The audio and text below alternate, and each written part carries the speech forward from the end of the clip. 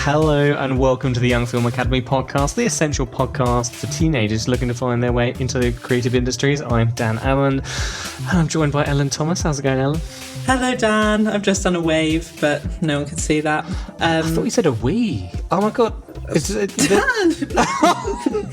I was like, they don't need to know, Ellen. They don't need to know. No, I've just done a sweet little wave at the camera. Yeah. And no one's there to see it. No, you are. If Ellen waves in a forest, did it really happen? Did I ever wave? Territory in.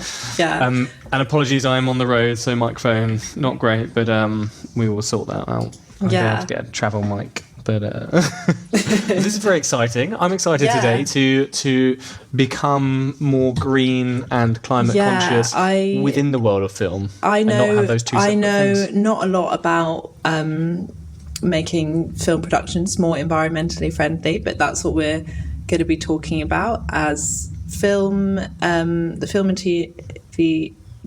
TV industry have a very large environmental footprint, a lot of wastage and energy consumption. But we're going to be talking to Danusia Samal, who is an actor, writer and jazz singer. But she is also co-founded and runs the Green Rider campaign, which is about encouraging actors to add environmentally friendly clauses to their contracts to promote greener ways of working rather than using it to get the biggest dressing room or a private jet.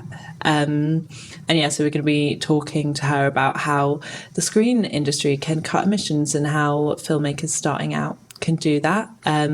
But she's also an actress, so she has screen credits such as Ghost in the Shell, The Great, The Serial Killer's Wife and Gangs of London. So she is very cool.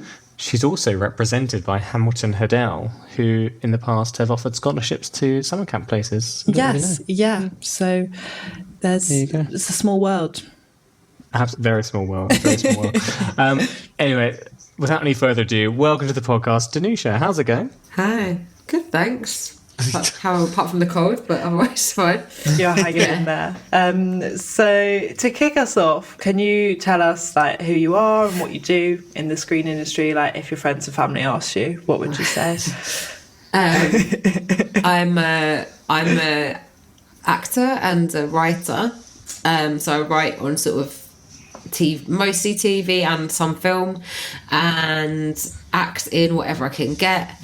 And I also run a campaign called the Green Rider campaign, which is about actors and kind of, I mean, beyond that, all artists really, but we work mainly with actors on like using your contracts when you start on a job to push for kind of greener measures on the set. But also it's kind of, it started as this contractual initiative and now it's actually about bringing different departments together to kind of collaborate and work together on changing the way we work and making it greener and fairer, and it's sort of more of a group effort thing. But it started as this sort of let's demand change, which is great, but it's become this kind of more collaborative campaign, which has been really exciting and an interesting learning curve for me and my group. Yeah. And before we get into the specifics on all about Green Riders, can you tell us like how your commitment to environmental awareness came about? Like how did it originate and develop? Good question. I think I've been kind of lucky in the respect that I've grown up with quite a sort of socially conscious family, and so there were like different political issues that I've been engaged in, and like from some of my background as well, like culturally, but I'd sort of, I think there comes a point for a lot of people where they become aware of the level of crisis we're in, and people have different levels of capacity of how they're able to deal with that. Maybe not at all because they're not in a circumstance where that's something they got brain space for, which is fair. or it's something that they do want to deal with, but they find a different way of doing that. And I think for me, I was really concerned about it, but I just didn't know how to tackle it.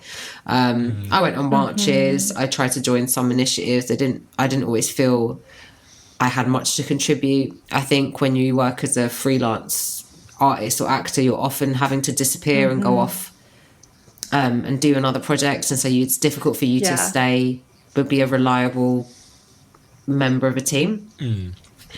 So then this project kind of came about through the fact that I found a group of actors and art and directors and sort of like people working in the arts called Equity for a Green New Deal. And it's like, it's people who are concerned about climate issues but want to tackle them within our industry first, because that's where our expertise lies. And it was just like a brilliant, the campaign kind of grew out of that, of like, I'd like to make change, and the one area I'm an expert in is the way I work. So like maybe if I change my workplace, at least that's something kind of like visceral, real, like tangible, and I might be able to actually do something here rather than sort of like walking the streets with a placard, which I'm not saying don't do, like I still do, but that can sometimes feel like you're banging your head on a brick wall. So it's like, what could I do that was more...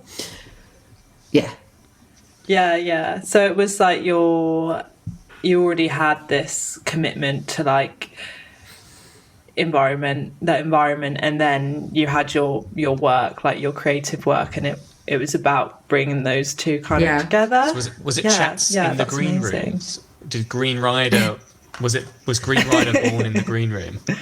No, that would have been great. Yeah. No, it's we should say that.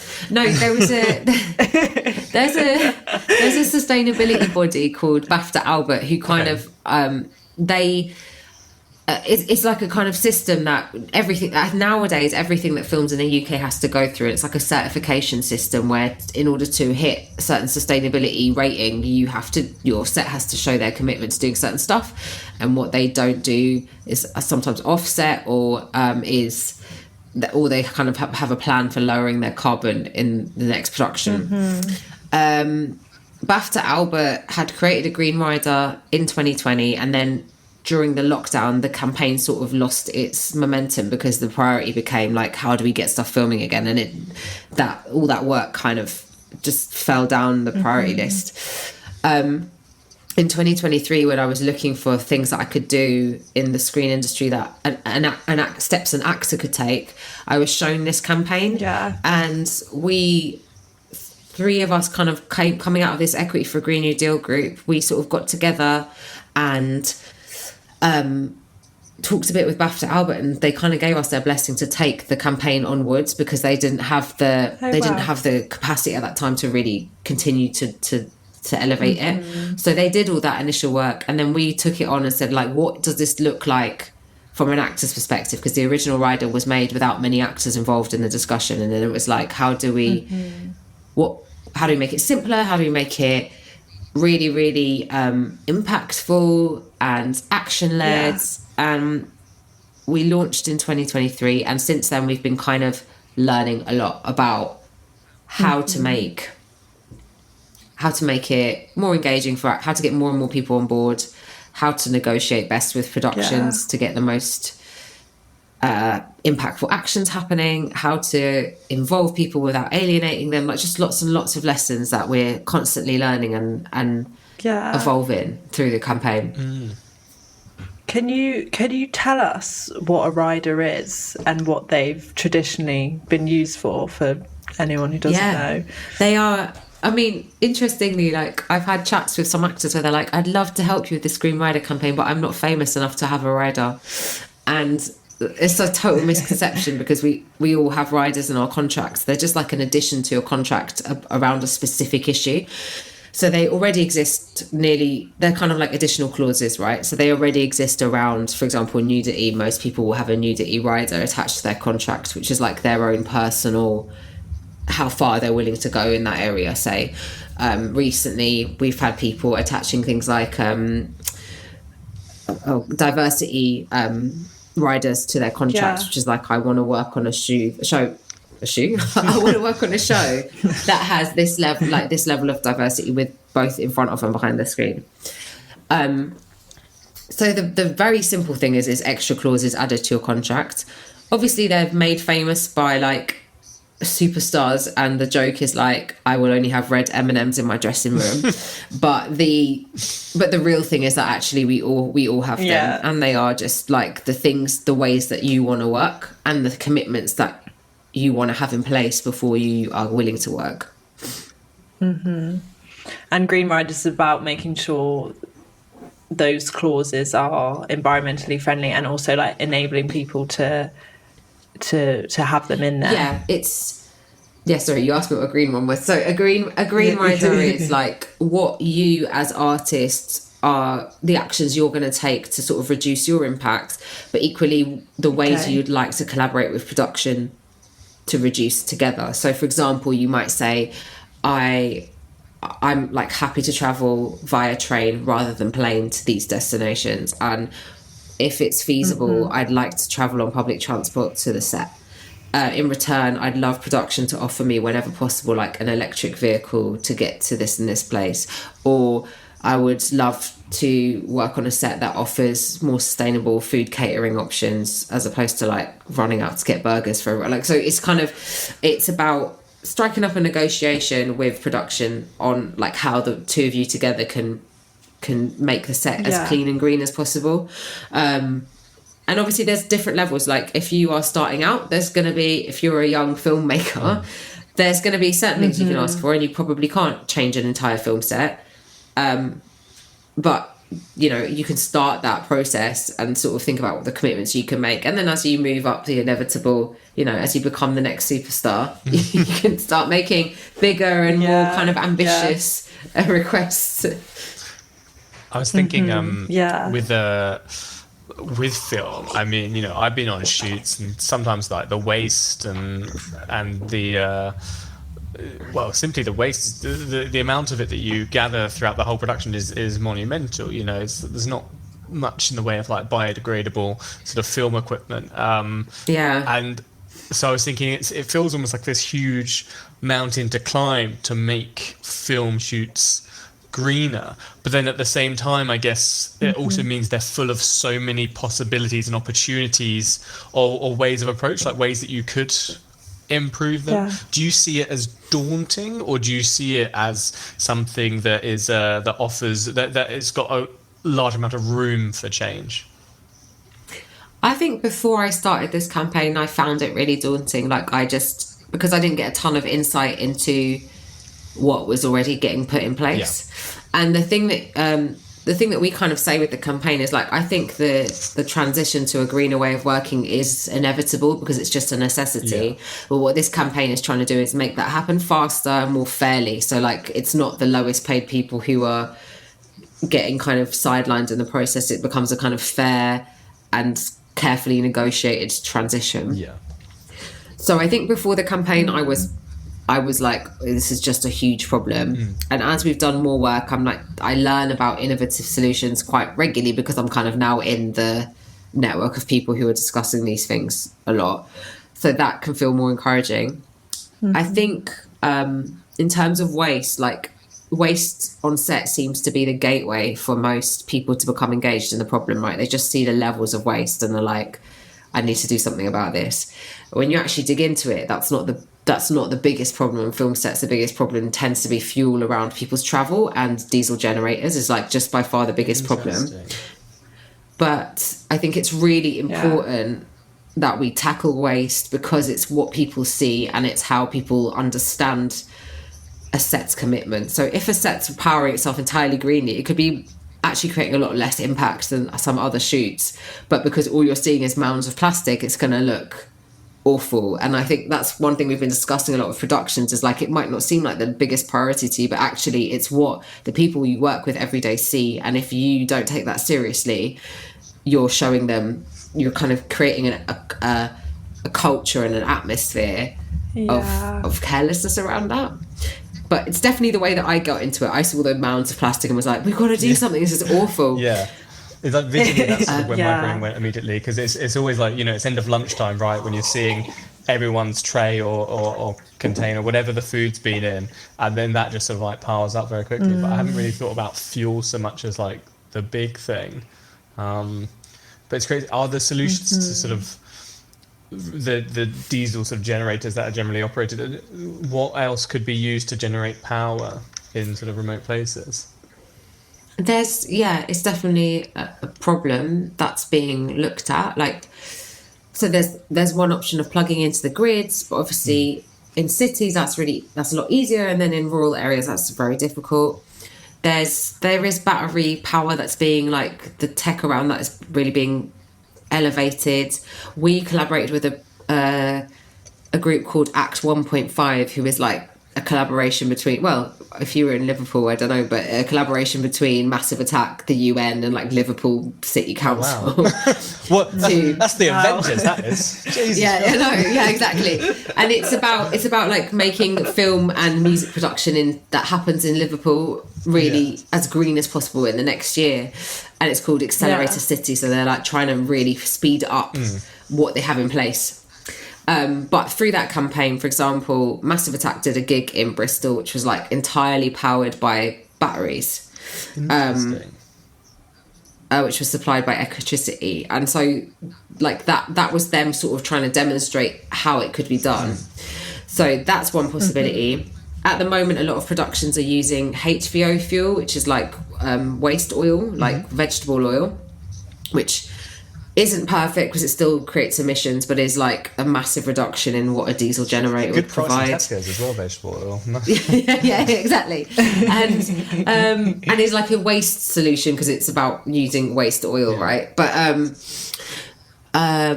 we were learning the other day about like some new tech being developed, which was like hydrogen fusion to create energy. I don't know hydrogen actually. I was speaking to someone because I remember being at school many years ago, and they showed us like a little prototype or a model of like a hydrogen car that literally like ran off of water, right? Essentially, well, it was just water vapor coming out, and it would just whiz around. It was like literally a remote control car, and I was like, where are all the hydrogen cars and vehicles and stuff? But apparently they have started doing it in building sites, which I feel like is actually a pretty good comparison to like a movie set, in terms of, you know, a sudden influx, lots of people, and like an ecosystem that you're having to set around creating something. And apparently they've got these hydrogen fuel cells, and you just go up to them and they'll just like, I don't understand it enough. I want to say recharge, but it's not recharge, it's refilling or whatever it is. But they've started doing it there because apparently it's just you do need to be quite close to a hydrogen fuel cell, like a tower or whatever it is. But obviously you can install one for a building site, and I would imagine you can install one for a film shoot. So that feels like maybe that's sort of like the tech as it goes. Do you find yourself do you try and be on sort of the edge of trying to work out what these things are so you can put pressure on them happening sooner, would you say, or is it more about focusing on like the change that's sort of like doable right now? I think it's a bit of both. Like the rider is focused on changes that can be made now, but obviously if we're co-running this campaign, it's important for us to keep like aware of what is being done out there in the world, and what is realistic to ask for, and what isn't yet but is on its way to happening. And you've worked as an actor, so you have you done had a green rider yourself? I'm assuming you have. And what was like your initial experience of having a green rider in your contract, and like what was the reception like? Like has you experienced resistance or? It's like part of the learning process of the campaign. Like what we've learned is that a really hefty contract, which is what we created initially, which was like watertight. Like if you commit to this, then this set is definitely going to be greener. Can really like frighten productions and make them unresponsive. And so initially I didn't get very far with, to be honest, on jobs that I'd worked on, I really struggled to get any sort of real response to the rider. Where it wasn't even a no, it wasn't a yes, it was just like a deathly silence, wall of silence. And then suddenly you're on set and you're like, oh well, I guess none of that happened. And we trialed the green rider, like we sort of used we trialled the terms of the Green Rider on 5 different TV productions and 3 short films last year. And what was the key lessons were that when actors are involved in the negotiation around sustainability, like it creates a set that's more inclusive. If the number one actor in the shoot is committed to this, then everybody feels like, oh, we're all taking part. If there's cross-department working meetings where each department talks about like the issues they're facing in their area and how they can work together to make it easier for each other, that's a massive win. But we also learned that like people's contracts unfortunately turn up really late in the process, and it's very difficult to ensure that things are in place on your contract, because you might get your contract 2 weeks into filming. And so we've kind of been looking at ways to change the approach of the rider. So it's more like, here's my invitation, here are the commitments I'm going to make, and here's an invitation to production to work with me on these. So I've found since then a little bit more receptiveness to it when I've approached on jobs. But like, again, we're learning, and like an extremely famous actor, when they approach a production with their rider, which we've seen, we've got examples of it, instantly everyone's bending over backwards to make it work. I was going to ask if you'd seen a difference in sort of I'd say, like, you know, I'm not going to like completely diss myself down, but I'm definitely not a superstar. So like, if I go onto a set and you know, it's just not going to have the same response. So that's something we're looking at in the campaign. It's like, we want everyone to be involved in it, right? And the levels of impacts you can have are going to be a bit different. That doesn't mean you can't have an impact. So we're kind of like, you know, in our own working lives, we're experimenting with it, but also in the campaign and the different types of actors we're working with, we're looking at like how each actor can, what the most effective asks they can make. That's really interesting. It's like, it's almost like a scale of like based on sort of where you are in your career. Then like the levels of sort of things that you can do, and also how you word it, I feel like is a big part of it, right? Because it's all well and good, you know, if you come into hot, especially if you're a newer actor on the scene, then people get the wrong idea, I think. Especially if you are a new actor, you might be on sort of cheaper productions, and the cheaper productions have less physical and mental capacity to put certain things in place. So has it been about finding the language as much as the right demands, would you say? Yeah, I think so. It's about making a kind of collaborative language approach, and also like a lot of productions are aware of the problem, and there are a lot of people working really hard to change things, but we're up against a machine that's been established this way for many decades, and changing it takes effort from everybody. You know, and sometimes we talk to productions who are like, we really want to change, but the lead actor keeps like asking for a limo and a massive trailer, and like we can't win with it. So it's a two-way. It's about like kind of Red Riders. Red Riders. Yeah, exactly. It's a kind of, we don't want to make it like, it's about it not being a kind of war of two sides, basically. I think we came into this being very, the industry's bad and we want to change it, and actually there are good and bad actors in every department, basically, and we have to find, and acknowledging that you're part of that industry. Have you been involved at all in sort of funding applications for BFI in the past? No. Why? So the reason I ask, basically, I mean, I haven't done any in many years, but I've spoken to some like filmmakers and producers who this is going to be interesting, actually. They find it frustrating, some of them, that there is now a push to, in your initial application, to respond in quite detail how your production is going to be a green production, which I see the positives amazing. Their view is there's so much paperwork required just to even submit anything that it just makes the barrier of entry to actually submit to something like the BFI to apply. This is just for round one as well. Like, just so high, you know, and it just means you require so much time that makes it harder and harder for lots of people to actually do it. Do you have any thoughts on that? Because I think I clearly see like what a great idea, but then in my head I'm like, should that just be like round 2 rather than round 1? You know what I mean? Yeah, it's a really interesting one, because I think I just shouldn't talk on their behalf, but I think like for BAFTA Albert, for example, because that's a certification process, like they have, you know, faced the issue before of like that work. They don't know who has to do that work. And sometimes it's shafted off to somebody who's already got a lot of stuff to do, and it becomes a massive admin exercise for that person, as opposed to like a collective production effort to reduce their environmental impact. So I think it's for any of these campaigns or like pushes to make like more sustainable filmmaking the norm, we also kind of have to consider what that means for the individual worker having to do that legwork, and is it and do as much as we can to stop it being a box ticking exercise and become just an integrated way of working. So I don't know enough about the BFI application, for example, to know like how it works and what could be done to make it better. But for example, in our campaign, we initially thought actually the initial contract we created, I think was quite a lot of like admin work for everybody who looked at it. Like it was a bit dense.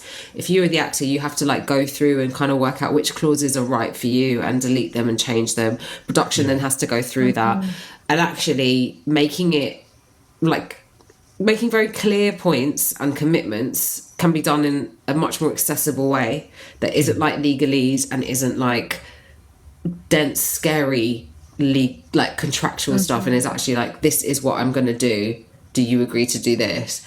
I don't know if I've slightly gone on a tangent there, but I think there's a really difficult toss up that I think the whole industry is trying to transition to a greener way of working, and the lessons I think everybody's trying to learn is like, how do we make that not become just an admin task for a runner, and make it actually like an integrated way of working and a change in the way that we approach our work. I suppose the embedded part of my question in some ways is to me it seems like it's harder for the smaller productions to do it, but then obviously how important is it that they still do it is my question for you, because they will have the hardest time doing it, but they also might be the smallest culprit. But actually film productions, can they ever actually be small in their output of bad environmental stuff, you know? It's an interesting one, because I've kind of come up against that question before.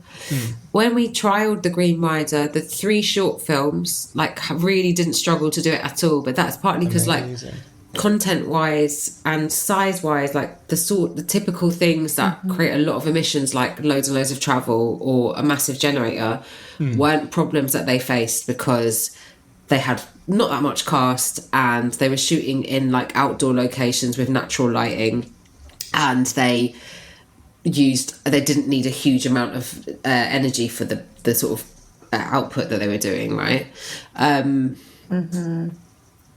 But so I think there's a world where when you're a new filmmaker, you can be really inventive, and you can work in a way that's different from the established norms, because you're working in a low budget way and you're doing stuff that's a bit like unusual, or you know, you're probably, because of your budget, like having to do things that could technically be green, like borrowing equipment is probably greener than buying new stuff, and like and getting your actors to travel there on public transport will be greener than getting them all limos, right? So there's stuff that's going to be greener because your production is more budget, and there's stuff but you won't be able to hire a sustainability lead because you won't have the money for that.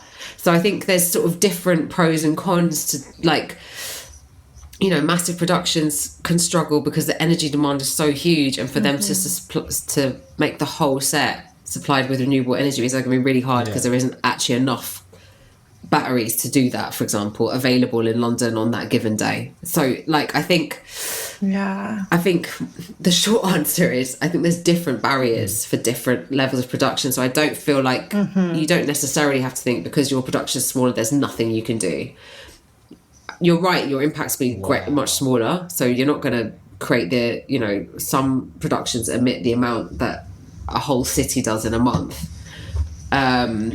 You know, you wouldn't be doing that on your indie movie, but there might be things that you can do which are just about like establishing a way of working that you can continue with for the rest of your career. Can you give some examples of some of those things that those smaller productions could do, or like if you're a filmmaker starting out? I can't. I'm sort of I'm a writer and an actor. I'm not like a director or a DOP or like. I guess. But I guess what can actors put in their clauses? What are some of those? I think you can say that you're going to travel by train to whatever location it is. That if the place you're going to is really easily accessible on foot or by public transport, you're happy to do that. You're happy to ride share. You would like to, where possible, eat more sustainably, and if there's a pre-ordering process in place or anything like that, you are keen to support that. You're happy to, and this is all like wordings, but you're happy to collaborate with makeup and costume on ways that you could use rented pre-used costume. And this is like really, I'm saying these are kind of like small, right, in a sense, but if you're starting out, these could be the beginning steps you take as the invitation to production. So one of the ways we've tried to frame it for people is if you feel like you don't have a huge position of power, you approach production saying, I really want to help with whatever work you're doing, so I'm happy to talk with other actors or like plug whatever stuff you're doing or discuss with different departments how we can collaborate. And bear in mind that it's not always going to go amazingly well. Another thing I should add though is like, I know all our team are all actors, right? And we all know how scary it is to stick your head above the parapet and how delicate our working lives are and all of that. So another massive part of the campaign is we're working with Equity, our trade union, to get these clauses embedded into their collective agreements with PACT, who are like the producers union sort of group. And that's about creating kind of standardized process that means that when you ask for those things, you're not being weird, you're not being difficult, you're just suggesting stuff that should already be in the contract. So we're trying to create a framework and a kind of like safety net that means that anyone who does want to take part in this is never putting their working life in jeopardy. You mentioned a particular role earlier, I think, which I hadn't heard before. So it sounds like there's a role that, is it bigger productions are having, where it's essentially like an environmental officer, someone that is guiding them to make sure that they're making good decisions in that matter? Has that been a recent thing, or has that always been around on bigger productions? I don't think it's always been around. I think it's been that role has existed for a little while, but it's definitely growing in in popularity. There's a number of kind of organisations that support productions to be more sustainable, and there's a number of different approaches. It might just be somebody who's on set trying to sort of like examine and look at ways that could be made more green. What it often means though is that they're working with production from very early in the process, looking at like where they're sourcing materials from, what kind of travel, what kind of travel company are they going to engage, what kind of generators are they going to use, where are cast going to be travelling from and crew.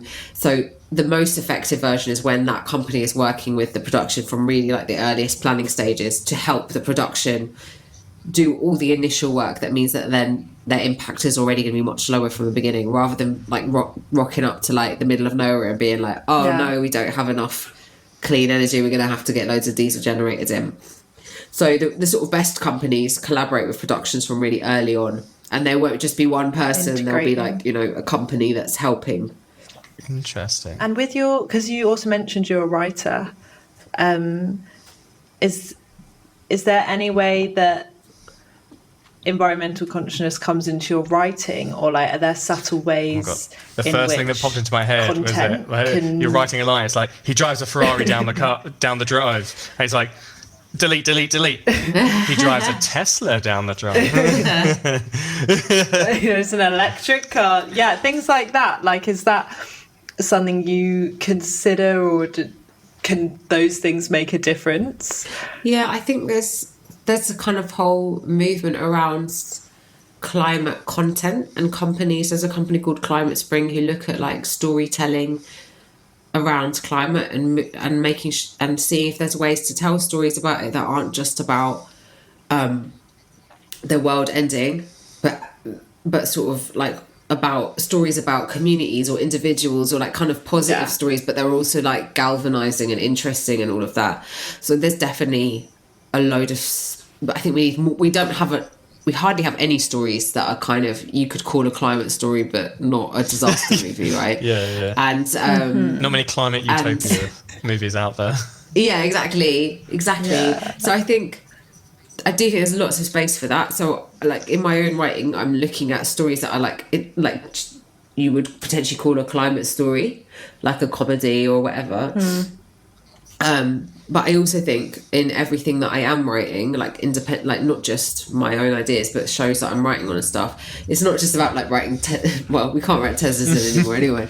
But like more, it's not just about that. It's also like where in the story are there just little moments to integrate, like in a really not like in a not cheesy way, because I've also not like a cheesy product placement, but you know, kinda, like I think it's part of a lot of people's consciousness now, and it's actually more lacking from the stories we see on screen than I would say I hear in day-to-day conversations amongst people. Like actually a lot of people do reference it, or kind of it comes into their consciousness like fairly regularly.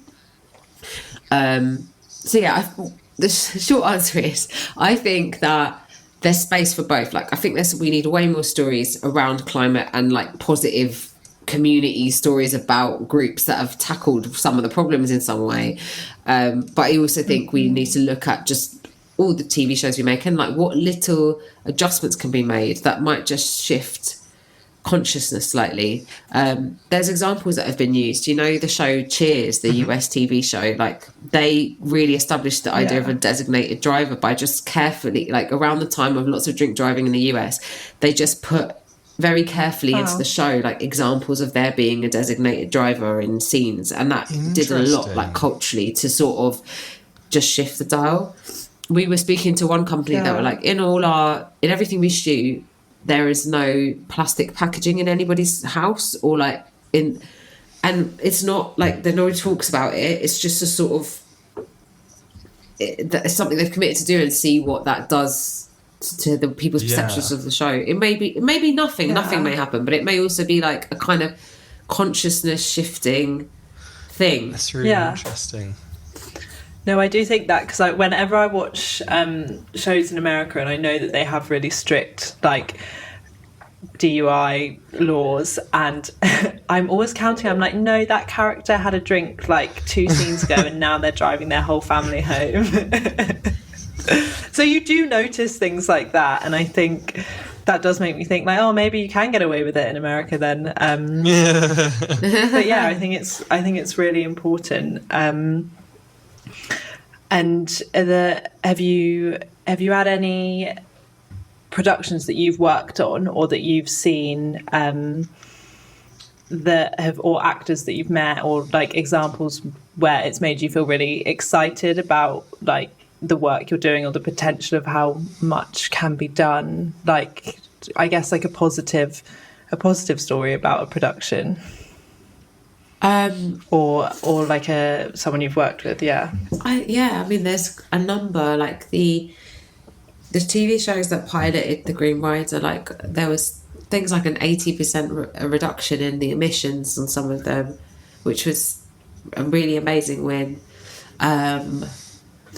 On the shows where there was like a green lead, so that the lead actor was sitting in on meetings, and on the first day of shooting they would send all of their cast and crew a message being like, hey, we're trying this and I'd really love to like work with you on it. All the feedback from that was just like overwhelmingly positive, which was really wonderful. And then we've heard stories where like, hey, did you know like this actor like put a Green Rider in their contracts and suddenly like the whole production has changed. Wow. You know, like bigger name, like the big lead has said, I want this, and suddenly the producers who've been trying to get green stuff to happen for a really long time are suddenly getting like all the barriers taken away, and they're getting to do the stuff that they wanted to do. So I think there's lots of like, and I know that some people are like a little bit private about what they're doing behind the scenes, because I won't like start dropping actors' names, but there's some really like lovely examples of where somebody doing that has sort of led to a massive shift in how everybody's ended up working? I don't know if your sustainability knowledge extends to podcasting. No, but I was just thinking about like the work we do with podcasting, and if there's anything producers or hosts like can do to make the work we do greener. I know you're not like an expert on everything that's green and everything, but it's just, I don't know. And I wonder what your thoughts are, Dan, as well. I mean, I feel like I've been pretty green today.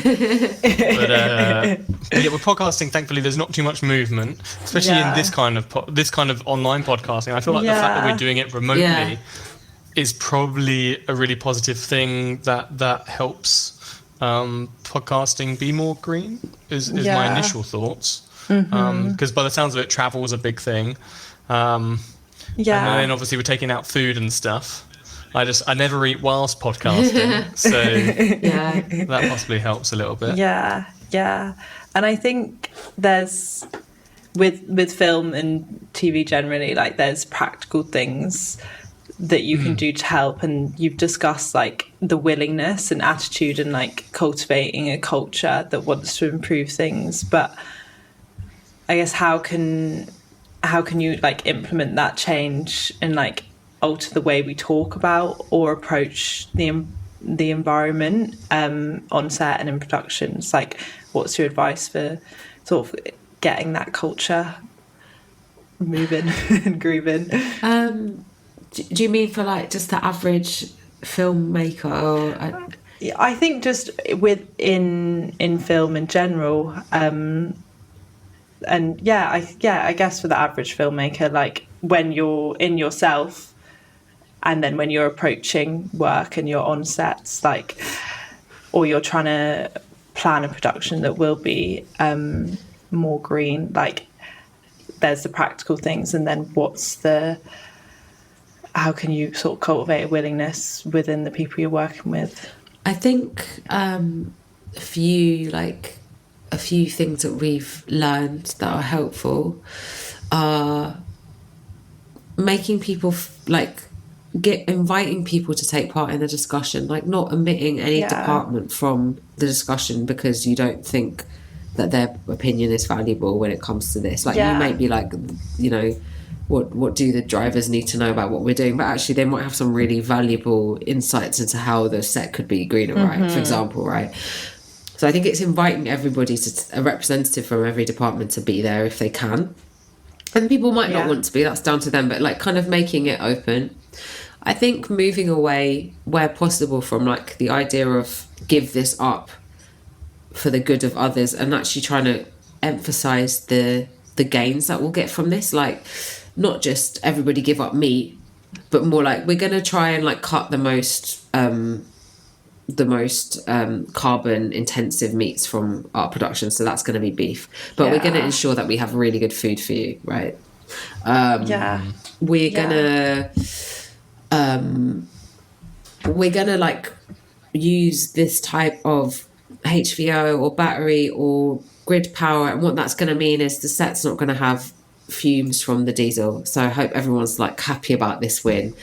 We're going to ask people where possible to bring in their own cutlery and stuff. If you don't have it, we'll deal with, like, I think it's just like I think what can get people's backs up is the idea that their freedoms are being taken away or they're being punished in some way. And when you emphasize the wins that you get from working more greenly, then you hopefully create a more of an atmosphere of like willingness. And I also think it's really important that anybody who's at the top of the ladder is involved in this. Like, it creates a horrible environment if the whole set is working really hard to be more sustainable and the lead actor or director or producer is like swanning in their massive car and then like flying here, there and everywhere between, like, you know, I think it creates a bad atmosphere. Because the way this has to work is a joint effort, and that means everybody, right? So I think leading from the top is a massive part of making it work. Yeah. So you mentioned the organisations and leading from the top. Like you mentioned BAFTA obviously making an effort, and potentially what was it? I can't remember. Did you say Spotlight? It was one of the acting agencies. Equity? No, so BAFTA have a section. Sorry, no. There's something called BAFTA Albert, who are like linked to BAFTA, but are in a kind of independent sustainability body that like monitor all TV and film production pretty much in the UK. Yeah. And they started as quite small and have become and have had their workloads like really upped in the last few years. So they're kind of they're expanding to meet demand. And then there is Equity, who is the actors' trade union, who have just been really supportive of this project. This is just 3 actors who've gotten into this, and Equity have supported us at every step of the way and are helping us to make it a contractual norm, so that it's actually not. It's not a fight that individuals actors have to make. It's an industry standard that you can then ask for because it should already be there. If that makes sense. 100%. Yeah, absolutely. Yeah, I suppose I was wondering, like, are there any other sort of big organizations and companies that you're hoping to get on board? Because I feel like, when you get that sort of weight behind you and you're no longer feel like an individual sticking your head out, as you said, then that's when we sort of see big change, like when the actors make those demands. Yeah, no, we definitely have some allies in the work we're doing. Again, I don't know if I'm allowed to like say, but there are production companies that are extremely committed to this, and there are broadcasters. There are some who are ahead of others, but I would say that each major broadcaster has engaged with our campaign in some level. So we haven't been met with deathly silence. We've got this receptiveness in the industry, and there is people. They know we have to change, so they're trying to just work out how. Yeah. Need a green rating for each production, for each company. And then they'll want to get that down, won't they? They do have that for a lot of... for clothing brands, there's a website I know that's called... I can't remember what it's called now, but they sort of break down how good each company is at... being sustainable. So that's a good idea. Dan's giving you 2 good ideas. I'm ready to join. I'm ready to fight with the green room as well. this is me being like, what about this? And then Danusia's just like, we came up with that in the green room like 2 years ago. Dan. Yeah, Jesus. And Dan's like, I'm a genius. I've got this whole thing figured out. Don't worry, guys. Oh no. I hope I don't sound like that. No, of course not. You're eager. You're eager to I'm keen to be learn involved. more. I'm keen to be involved. Yeah. So Danusia, the last couple of questions that we always ask all our guests is, what were you up to during your teenage years that set yourself up for what you do now? And what advice would you give to that teenage self? Okay. So when in any time in my teenage years? Yeah. Maybe there was a particular time that you were doing something particularly interesting or spicy, and you were like, you know what, that turned out to be so useful. I mean, I think like the way I ended up doing what I do, I went to really normal school. I was super shy. I was doing taekwondo twice a week, and then I hurt my back. Nice. And my best friend was like, and I couldn't go to taekwondo anymore. My friend was like, come to drama club with me after school. And that like sort of changed the course of my life, really. So there's an alternative reality where I'm like some sort of, superstar taekwondo fighter maybe. But instead, I'm an actor. That's still pretty cool. All because of that back injury. I saw the picture of you in Ghost in the Shell. I thought you looked very cool. That must have been a lot of fun. Actually. So I guess that stood me up in good stead. My teenage taekwondo years. Yeah. And what would you whisper into the ear of that teenage Danusia? I think I'd say like. I think I'd just say, oh God, I don't know. I would say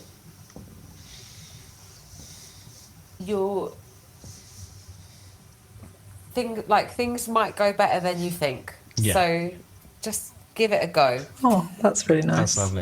That's No, that's really actually lovely. So Yeah, thank yeah. you. Sometimes it always gets a bit existential at the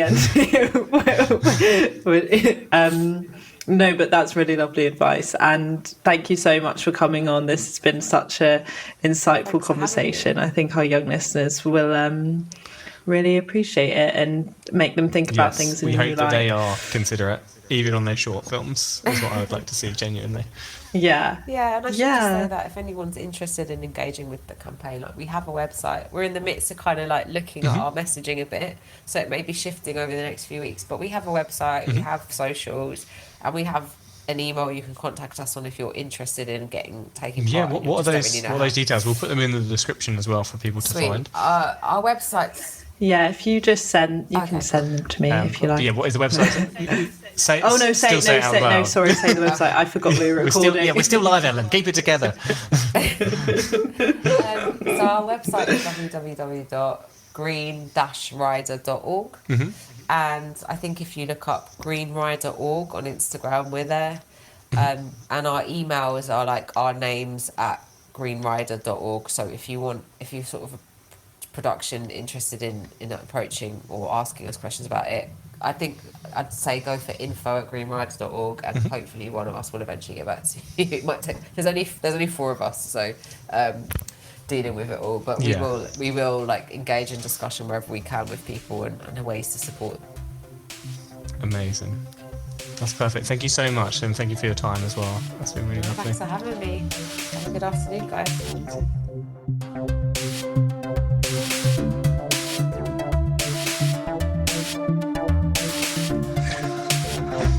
I genuinely feel hopeful and inspired, and what I thought was a huge mountain seems far more accessible and tangible. Definitely. Even though I think, I mean, it's clear that the moment you have star power, you have more power to exert in all these things. Yeah. But the things that are changeable seem very doable, is what I would say. Yeah, and you can change different things in different places depending on where you are in your career and where you are in a production. Yeah 100%. Would you say your next production will be very green, Ellen? I think I'll definitely consider it much more and try and integrate it into your vision, into the vision and from the very beginning. I think there's such small things that can be done. I guess if you're sourcing a certain costume or a prop, to think where you could get it from that could be the most sustainable. Maybe not an Amazon order, but if you must do an Amazon order, make sure you're ordering it all at the same time. You know what I'd be interested in, Ellen? What? I think we need to try and find someone that we can have on the podcast that will be able to tell us about the environment and post-production. Yes, yeah. Because I found out recently that ChatGPT, like every request you make or whenever it generates a photo, literally uses like 2 full iPhone batteries worth of energy. Oh, wow. Every time you make that request, which is insane. So I was thinking that's a whole side of it as well that maybe also needs to be looked at. I think, like you said in when we were speaking to Danusia, that it does feel like a mountain because there are so many areas where you can look into their bit needing improvements. But that's also an exciting thing. Absolutely. Well, we're going to have to look into it. We're going to have to sort of make conscious efforts, and I think being mindful where possible. And the other lesson here is to all the young listeners: when you become famous and do very well, do not start building a red rider. No. Make it a green rider, and use your platform and power for positive change. Is what I would say. Yes.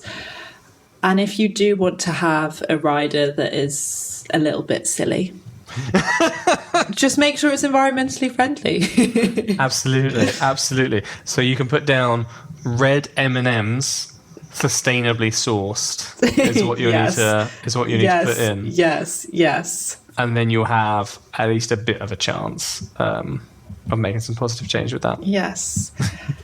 Have you got a question for me, Dan? We did have a question, Ellen, from Julia, but Julia's question was actually answered earlier in the podcast, so there's not much use, but she basically really cares about environmental action and wondered what action she could take on her short film. And I feel like we already covered that from looking at public transport and being mindful with food, maybe donating food that's left over, or not using lots of disposable cutlery and stuff like that. Yes. Would you agree? I would agree. I think you've covered it all there. There you go. And good luck to you, Julia. Good luck to you, Julia. We hope that your pursuits in both fields go greenly. Yeah, I was trying to think of a pun there as well, but we hope it was worth it. Guys, thank you so much for joining us, and we'll see you on another podcast. Don't forget to send your questions to podcast@youngfilmacademy.co.uk. Goodbye. Bye.